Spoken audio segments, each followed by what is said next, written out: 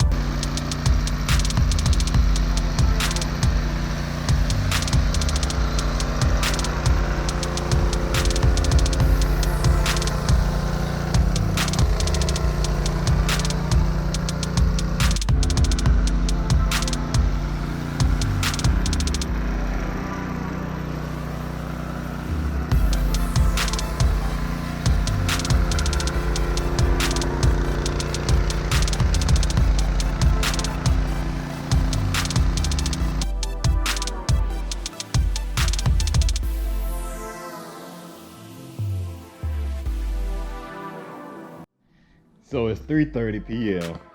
Been doing this since 7:30 a.m.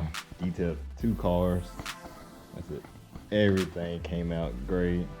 It just took a little bit putting the wax and stuff on. I didn't know it was that hard to put sealant and stuff on a white car. I said the red GT is already gone, but his car was pretty straightforward. But God, it was horrible putting this stuff on a white car because you're trying to see, you can't really see. But we got it all together now. Just a couple of hand marks right there. But yeah, it came out really good.